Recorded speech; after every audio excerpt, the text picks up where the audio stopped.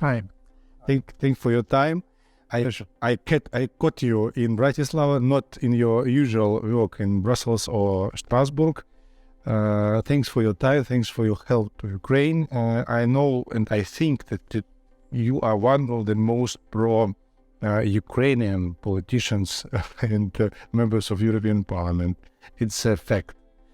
However, I don't want to initiate our interview from the political question. I want to ask you humane question about the 24th of February last year. How you memorize this date for your life, where you were, what was the day, the consequences, and I know that you help as an ordinary man to the Ukrainians, the families. So what was the war for you as a human being? Yeah, first of all, thank you very much for your kind invitation, kind words. On 24th of February, I will remember forever. It was a shock for everybody in Slovakia, in Europe, I know in Ukraine as well. It was a shock, and I remember at that day I was in Slovakia, and immediately what we did, we joined the manifestation in front of Ukrainian embassy just to support Ukraine. We came with Slovak and Ukrainian and EU flags, European flags there, just to support Ukraine. Solidarity, just to show solidarity on which side we are, and it was very important. It was just emotional. It was just the first step.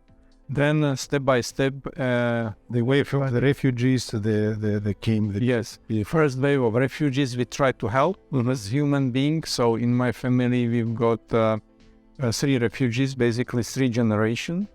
From 3 generations, great people from Kharkiv.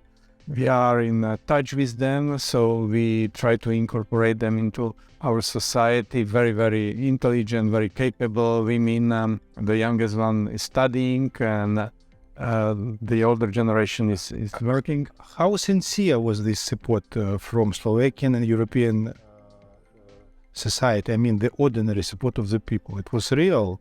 It was real, and honestly, I was positively surprised how many Slovaks they helped just without any order. They came to the border trying to help Ukrainian refugees. Immediately there were funds, collection of monies. People just were ready with clothing, with providing flats, with any kind of help which was necessary at that time. So I was very encouraged how many our citizens immediately reacted as human beings at that time. It was a positive surprise that it was, of course, very important was official position of our government, official position of European institutions, but this position of people was really encouraging, that they acted as human beings and everybody tried to help somehow to the refugees. So a lot of Europeans perceived this war problem as a part of itself. It perceived it and take the Ukrainians as the part of Europe, actually. Absolutely. You know, our at that time associated country has been attacked. Ukraine was and still is and will be Ukrainian country. At that time it was associated country. Now it is even the country with candidacy status after this bloody 1 year of bloody Russian invasion, criminal invasion. So I have the feeling, and not only feeling, I have the facts that Ukrainians are even closer to European Union than a year ago. So, and we have to show that they belong to us. We belong to the European peace project. I think nobody earns more to be in the European Union than Ukrainians, because they are really dying for this idea.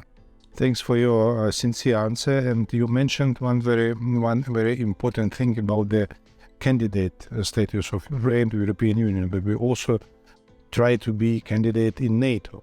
And thanks for your support that you did a lot of political steps and practical steps to make much more clear what kind of cooperation, future cooperation, membership Ukraine can get in NATO. You as a member of parliament and a member of people's from European People's Party, as a Slovakian, as a European, you supported a lot of efforts for our country to integrate to NATO. However, there are a lot of also speculation about this thing, and this year there will be summit in Vilnius, and what the real situation concerning the deepening the relations between NATO and Ukraine. They are already in a good level because of this war, but what can we do more? Still, we can supply more guns, we can supply more help, humanitarian, economical, and also in terms of protection of the country. So it means guns. We can protect many innocent lives by just protecting Ukrainian territory and deliberating, helping people to deliberate this territory, because still roughly 20% of Ukrainian territory is occupied, as we know. So that's what we can do more, to support still more brave Ukrainians to protect their homeland. And in terms of NATO, we have to be very open for future. And also to open the doors to NATO to everybody who would like to be the member. NATO is the organization of collective defense for free countries. So every country, if they deserve to be the part of this club, of this collective agreement, should be there. Now the situation, in my view, is just that NATO needs more Ukraine than Ukraine NATO. Yeah, I agree with you. Yeah, because we have the best functioning army, which is Ukrainian army. We need to protect from the whole Europe just against Russian invasion. So Ukrainians are the guards of the border of Europe right now. So therefore, it should be on the NATO interest to have really such a strong partner. What do you think the practical steps should be done for the integration and for the status? I know that a lot of Europeans and politicians in Europe, they frightened of that the membership of Ukraine in NATO can provoke Russia to more aggressive actions, nuclear strike. What do you think about this? Some kind of hesitation in European Union? I would not be afraid of Russian lies and Russian threats. Some people who have been threatened and who have been basically afraid, they showed that our situation showed in the last couple of years that it leads to nothing, and it leads even to worsening of situation of EU and all the associated countries. Anyway, now look, Sweden and Finland decided to be a member of NATO. Yeah, don't fight it. Yeah. And they are not frightened. And so NATO is once again the organization of free states. If Ukraine decides, it's up to Ukrainian people, up to free will. If they decide that they should not be a neutral country, or they should not protect just themselves, but they would be stronger if they are in a collective agreement, which would make sense. And it would make sense, once again, also for NATO members, NATO members. So it would work. So I strongly support the extension of NATO and also an extension of European Union enlargement, because it would make sense. It is win-win solution. Yeah, for everybody. Thanks for your sincere answer, because now we were speaking like experts about the security situation, and then my last question concerned the situation inside the European Parliament and inside the European society, I would say, because I think you feel very good that the mood, the tendencies in European Parliament, and now after the war, after the year of war, there are some experts, maybe Russian propaganda, who say that Europeans tied, and they will not support Ukraine. What happened inside the European Parliament during the last year? How you see this process of supporting Ukraine? It is very strong. There was never ever such kind of strong support at any question like the support for Ukraine. European Parliament is united, and I'm sure will be united in this question. And I'm encouraged by this unity. Really, I'm encouraged because, a couple of years ago, we know what happened with Brexit and with many different issues. It was a challenge. Yes, it was a challenge. What will be the future of European Parliament? Now, there is no such kind of discussion. There are many discussions in terms of how to arrange European integration in future. But in terms of supporting Ukraine, there is absolutely unity. I'm sure it will continue.